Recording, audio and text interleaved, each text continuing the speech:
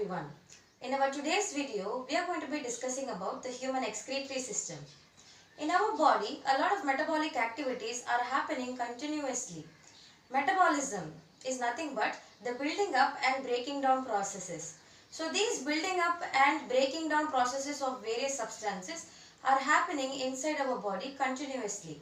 And during the metabolic activities, nitrogenous waste are going to get released.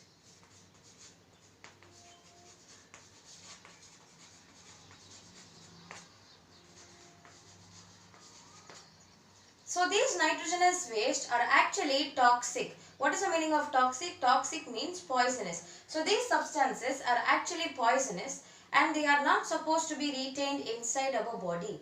Instead, they have to get eliminated out of our body, and the process by which the nitrogenous waste materials gets eliminated out of our body is called as excretion.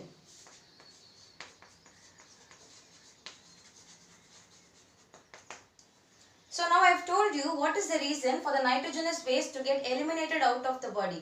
The main reason is that they are a lot more harmful.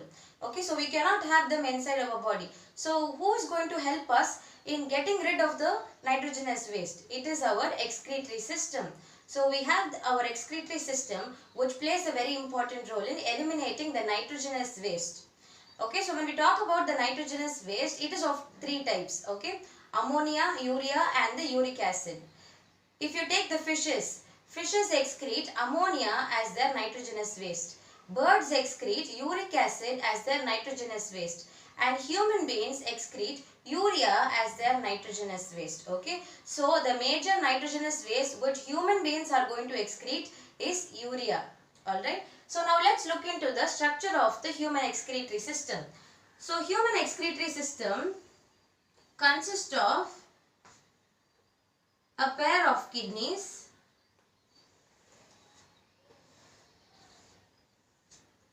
okay, then it consists of a pair of ureter,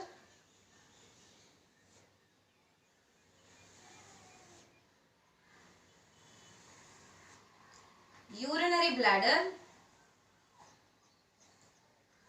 and then the urethra.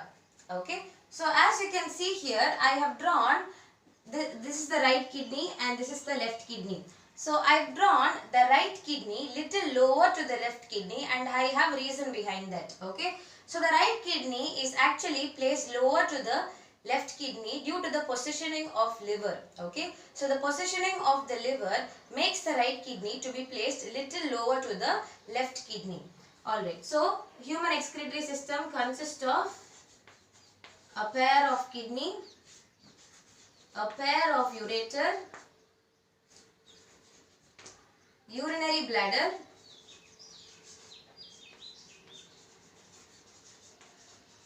and then the urethra. Now let's take up each of this structure in detail and we'll study. Okay, so first let's discuss about kidney.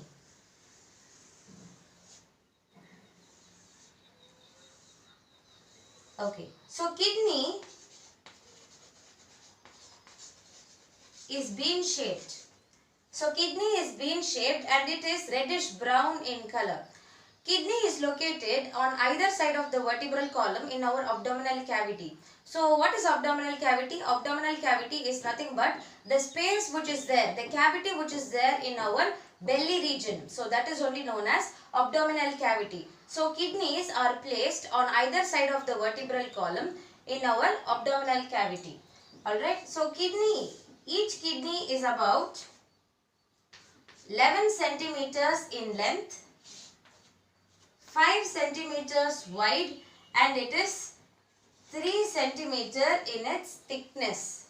Alright, so each kidney is about 11 centimeters in length, 5 centimeter wide and 3 centimeter in its thickness.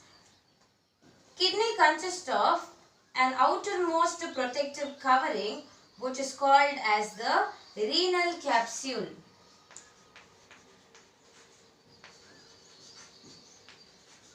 So kidney consists of an outermost protective covering which is called as the renal capsule. Now the word renal means kidney. So wherever you come across the word renal, you must be able to tell that it is relating to kidney. So if I tell you renal arteries, renal veins, you must be immediately able to tell that these are the blood vessels which are associated with the kidney. So why is it called, why is this outer covering called as renal capsule? Because it is covering the kidney. Alright, and this capsule is present around the kidney, and that is why it is known as renal capsule. And I told you, wherever you come across the word renal, it is going to associate with the kidney. Alright, so this outermost covering protects the kidney from any trauma or injury, and it is made up of, the renal capsule is made up of fibrous connective tissue. Now let's look into the internal structure of kidney. Internally, the kidney is divided into the outer cortex and the inner medulla. So internally, the kidney is divided into two regions. One is the outer cortex and the other one is the inner medulla.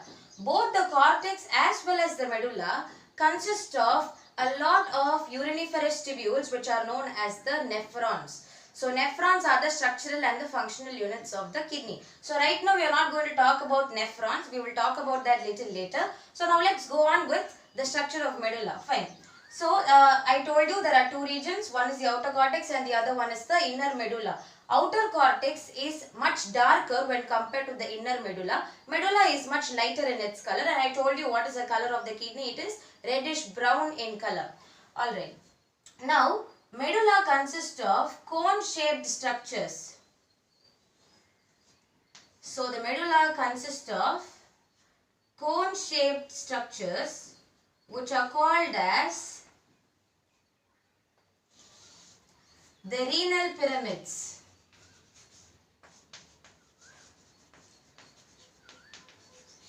So medulla consists of cone-shaped structures which are called as renal pyramids. These renal pyramids are also called as medullary pyramids. Okay, so why they are called as medullary pyramids is because they are present inside the medulla.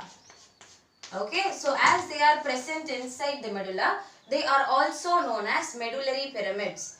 Okay, so pyramids because they look like a cone, so that is the reason they are known as renal pyramids. Then from the inner concave side, what is the meaning of concave? The kidney, what happens is, the kidney will curve inside. So that region is known as the concave side. So from the concave surface of the kidney,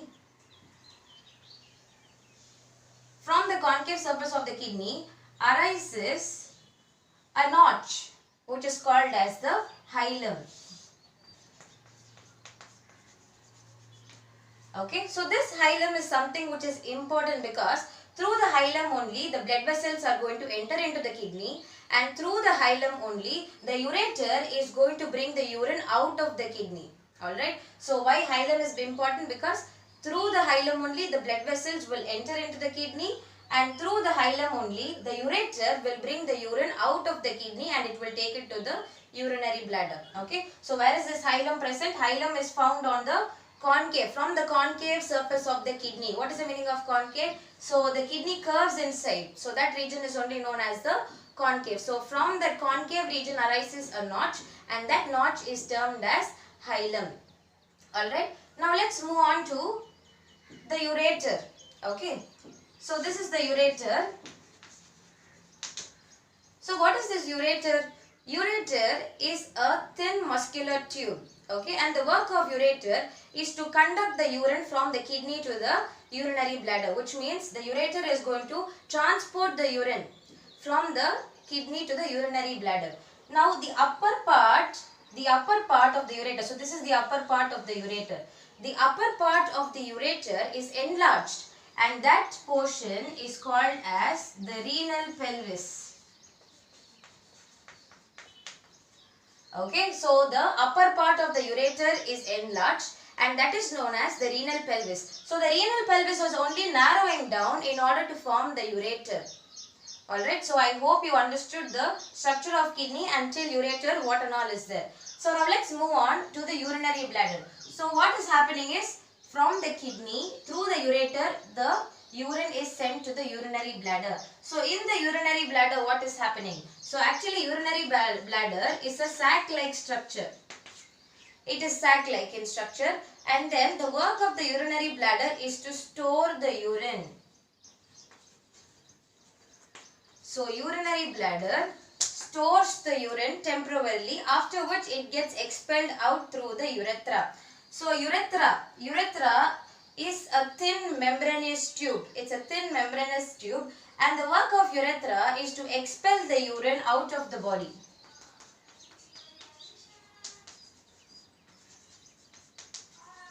Okay, so how is the urethra able to expel the urine out of the body? For this, urethra has got the urethral sphincters. Urethral sphincters. So the urethral sphincters regulate the opening and closing of the urethra. So with the help of the urethral sphincters are nothing but ring of muscles. Okay. So this ring of muscles will open and close, regulating the flow of urine. So urethra consists of urethral sphincters. Urethral sphincters are nothing but ring of muscles. So these urethral sphincters will regulate the opening and closing of the urethra. So once the urethra opens, okay, so the urine gets expelled out of the body, by which we are able to eliminate the nitrogenous waste. Alright, so we will repeat this once again. So human excretory system consists of a pair of kidneys, ureters, urinary bladder, and then the urethra. So the right kidney is placed little lower to the left kidney, and this is due to the positioning of the liver. Alright, and then when we talk about the ureter, so what is the function of kidney? Kidney's function is to produce urine. The function of kidney is to produce urine. Okay, and what is the work of, how is the kidney able to produce urine? It is with the help of nephrons. I told you millions of nephrons are going to be present inside the kidney. So the nephrons are only going to help the kidney produce the urine. So yeah, we will talk about nephron later. So kidney helps in the production of urine.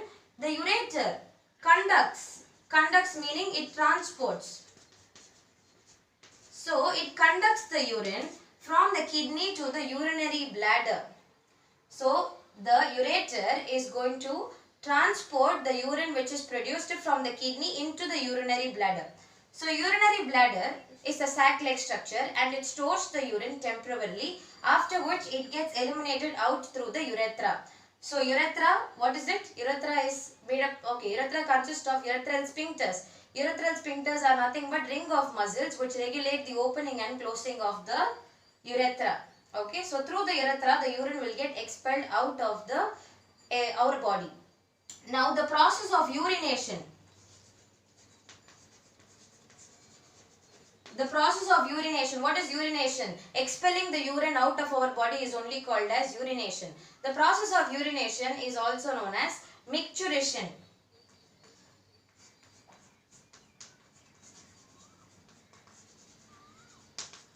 So the process of urination is also known as micturition. Now let's go on to the kidney.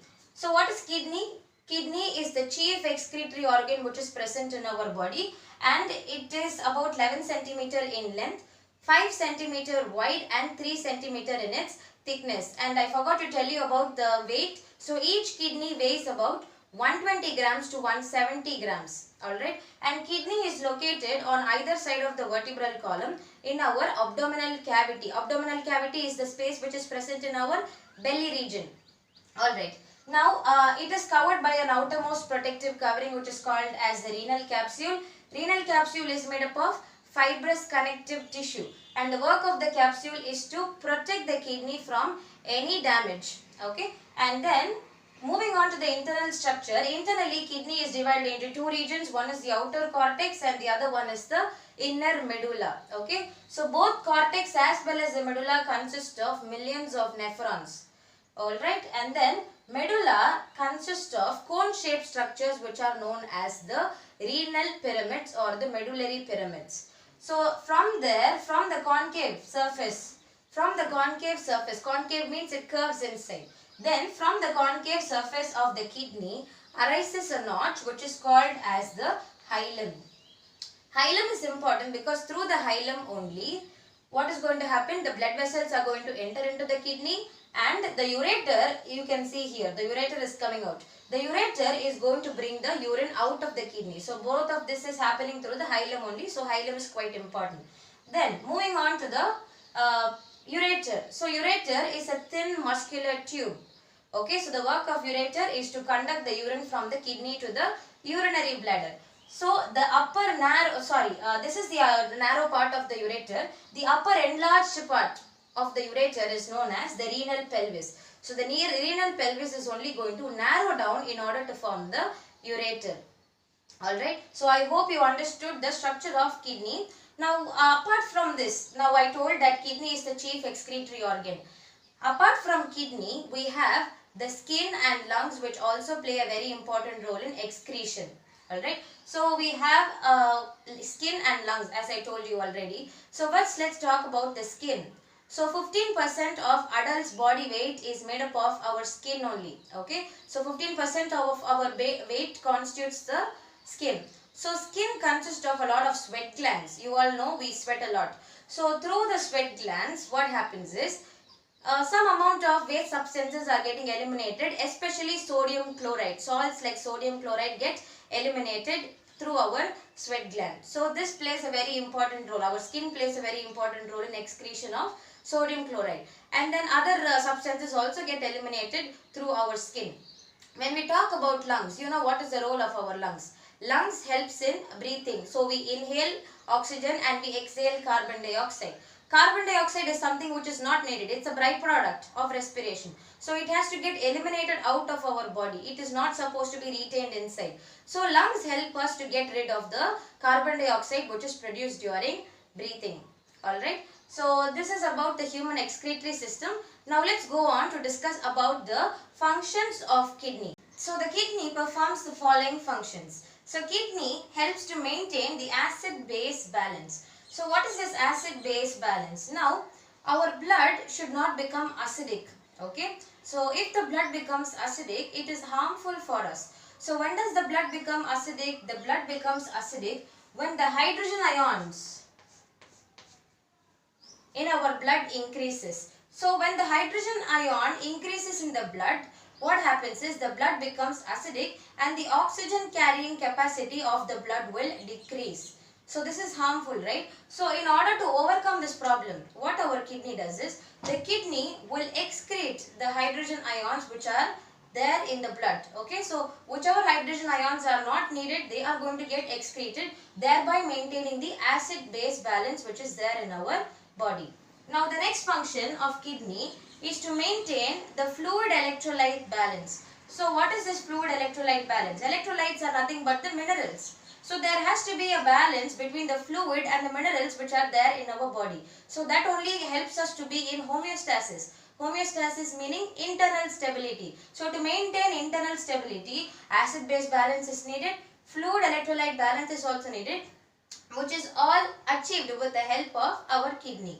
So the next is, kidney helps to maintain the osmotic pressure in the blood and the tissues. So what is this osmotic pressure? First let's discuss what is osmosis. So osmosis is the process by which the molecules of the solvent moves from a region of higher concentration to the lower concentration. So you must have studied about osmosis in your lower classes. And very important thing is movement of molecules from a region of higher concentration to lower concentration through a semi-permeable membrane. That is very important. So what is this osmotic pressure? Osmotic pressure is the force. Okay, so it is the force with which the molecules are going to enter into the semi-permeable membrane. So kidney helps us to maintain the osmotic pressure, the force with which the molecules are going to enter into the various things. So it helps to maintain osmotic pressure in the blood and the tissues. Alright. Next important function of kidney is that it retains important glucose and amino acids. So you know glucose is energy giving food, and amino acids, what is the role of amino acids? Amino acids play a very important role in repairing the damaged tissues. So amino acids are nothing but they are the building block of life. Alright. So amino acids will form the proteins. So it is not good for us to get all the important glucose and amino acids out of our body. It is important because our body needs energy, our body needs amino acid to perform various functions. So kidney helps to retain the important amino acids and important glucose. So these are the 4 very important functions of the kidney. So I hope you understood the topic well in detail. If you have any doubts, you can leave that in the comment section. Thank you.